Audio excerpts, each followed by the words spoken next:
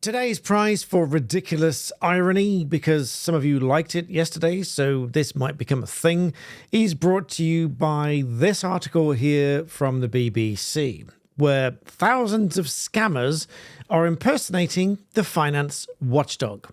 So to hear a little bit of a warning about this, please stay tuned. But first of all, if you're new to me, I am Daniel Shensmith, a barrister of England and Wales, and I love to help you to understand law. So please do bop that like button and subscribe at any point if you find this video useful. So the BBC reports, albeit it wasn't today, it was 2 days ago, about thousands of scammers impersonating the finance watchdog. So a lovely sense of irony here. People ringing up to scam you, pretending to be the Financial Conduct Authority, which is designed to prevent you from being scammed by these sort of fraudsters.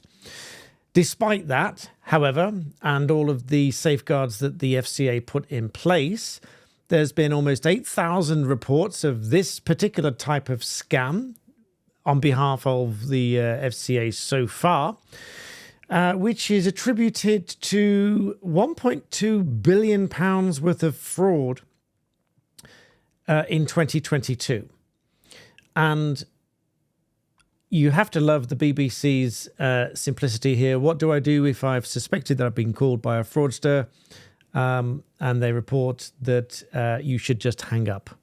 That, of course, is my advice as well. If you have any hint that you're speaking to a fraudster, or any doubt that you're speaking to whoever it is that you're supposed to be speaking to. And I would suggest that if you receive a cold call, which is something I'll come back to in a moment, if you receive a cold call, that would be reason to doubt, in my view. Because how can you possibly know whether it's the person that you think it is on the other end of the line, such as your bank?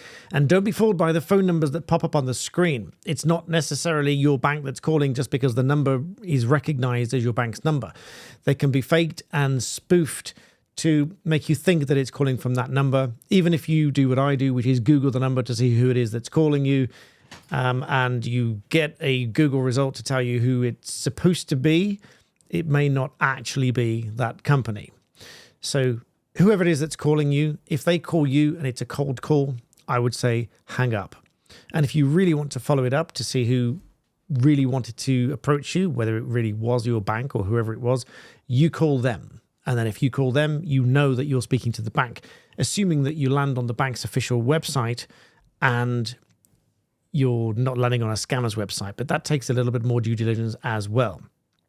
But the final bit of news that I'll give you here is that the FCA apparently is looking at banning the sale of all financial consumer products by way of a cold call service. That would mean that if somebody calls you up out of the blue to sell you insurance, accident insurance, home insurance, or any other kind of financial services product, they wouldn't be able to do that. That, they say, might bring an end to this type of scam, so long as everybody is aware that they can't do that and don't fall for the scams. And so many people will say in the comments that, you know, people don't fall for these sort of scams anymore. But I say that these are not only responsible for £1.2 billion worth of fraud in 2022, but they must be at least a percentage success rate for them to keep doing it. And so they keep doing it. But so long as they keep doing it, I will keep doing these videos to warn you of these types of scams. So that is today's prize for the bout of irony that I found quite horrendous. So please don't fall for these scams. I'm here to help you to avoid that. And in the meantime, please do hit that like button, subscribe, and I'll see you next time.